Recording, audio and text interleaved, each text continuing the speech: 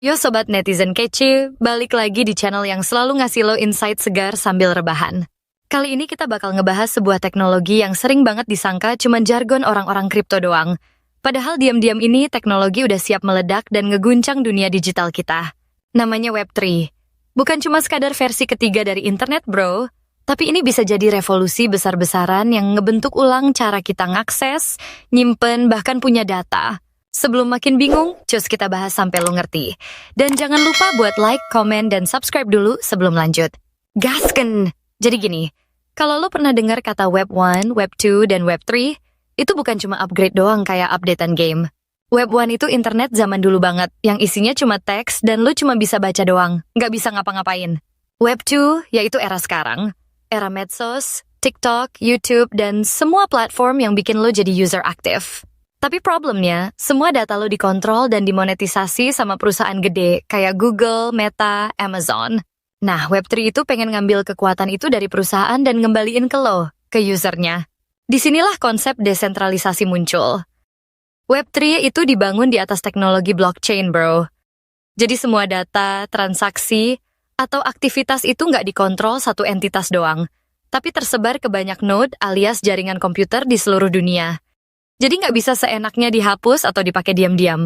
Kebayang nggak, lo posting konten dan data konten itu jadi milik lo seutuhnya, bukan punya Instagram atau TikTok. Lo bisa jualan langsung tanpa perantara, lo bisa dapat reward karena kontribusi lo di komunitas. Ini baru bener-bener kembali ke rakyat. Teknologi Web3 ini bikin sesuatu yang dulunya cuma dimiliki korporasi besar jadi bisa dinikmati siapa aja. Kayak data storage desentralisasi.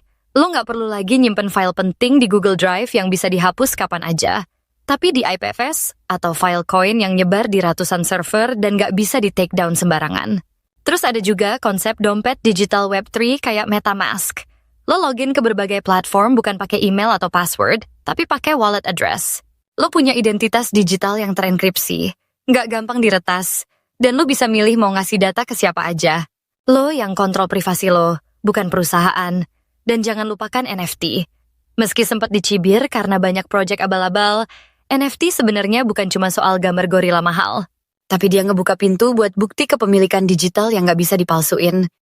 Bayangin nanti KTP lo, ijazah, bahkan tiket konser pakai NFT. Aman dan bisa dicek validitasnya kapan aja.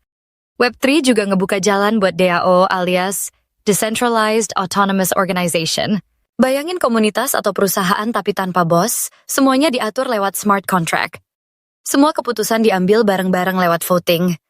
Nggak ada yang bisa main belakang atau colongan keputusan sendiri. Tapi jangan salah, Web3 juga bukan tanpa tantangan. Teknologinya masih muda, banyak scam berkedok Web3, dan nggak semua orang ngerti gimana cara kerja blockchain. Masih banyak yang nganggap ini cuma mainan orang kaya atau developer nerd. Masalah skalabilitas juga masih jadi tantangan. Banyak jaringan blockchain yang lambat dan mahal kalau dipakai massal. Tapi solusi kayak Layer 2, sharding, dan rollup udah mulai bermunculan buat ngatasin itu semua. Ethereum sendiri udah upgrade ke Proof of Stake, dan banyak project baru bermunculan. Selain itu, UI/UX, alias tampilan dan pengalaman pengguna Web3, masih ribet. Nggak seintuitif aplikasi Web 2. Tapi pelan-pelan banyak platform mulai memperbaiki itu, biar orang awam pun bisa gampang pakai. Sekali kalau terlalu ribet, ya mana mau orang pindah dari Instagram ke platform Web3? Yang paling menarik, banyak negara mulai aware sama potensi Web3. Bahkan pemerintah-pemerintah udah mulai ngerancang regulasi biar Web3 bisa tumbuh sehat tapi tetap aman. Ini bukti kalau Web3 nggak bisa dianggap remeh, udah makin masuk ke radar global. Banyak anak muda juga sekarang mulai melek Web3. Komunitas-komunitas Web3 di Indonesia pun udah banyak. Ada yang belajar bikin smart contract, ada yang jadi kreator NFT, bahkan ada yang bangun startup Web3-nya sendiri. Ini nunjukin kalau generasi kita bisa jadi pelopor, bukan cuma penonton. Web3 juga punya potensi ngurangin ketimpangan ekonomi digital. Soalnya akses ke teknologi ini bisa lebih terbuka dan meritokratis. Siapapun bisa kontribusi dan dapat reward berdasarkan kerja nyata, bukan koneksi atau privilege. Misalnya lu jago desain, lu bisa bikin NFT, masukin ke marketplace kayak OpenSea, dan dapat royalti seumur hidup. Atau lo bisa gabung DAO yang sesuai minat lo dan ikut voting buat nentuin arah project. Semua ini tanpa harus punya CV keren atau kantor gede.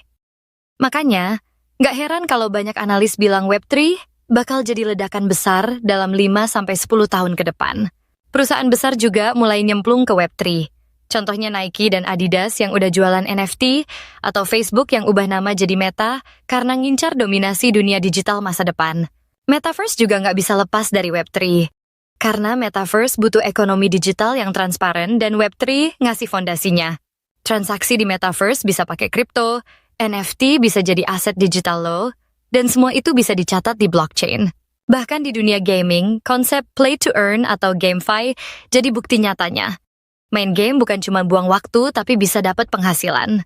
Axie Infinity misalnya sempat booming karena ini. Walau udah turun, tapi konsepnya bakal berkembang lebih dewasa. Sisi edukasi juga bakal berubah.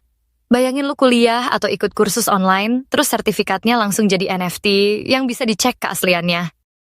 Nggak perlu repot minta legalisir ke kampus. Praktis dan efisien banget, bro. Web3 juga bisa jadi solusi buat sistem voting. Karena semua pencatatan transparan dan nggak bisa diubah-ubah, bisa jadi senjata buat ngelawan kecurangan dalam pemilu. Tapi ini masih jauh sih. Karena adopsi teknologinya butuh waktu dan kepercayaan publik. Tapi ingat ya, karena ini teknologi baru, lo harus tetap hati-hati. Jangan gampang tergoda project-project Web3 yang janji cuan cepat. Pelajari dulu, baca white papernya, cek tim developernya, dan jangan FOMO. Edukasi itu penting, apalagi di dunia yang cepet banget berubah kayak sekarang.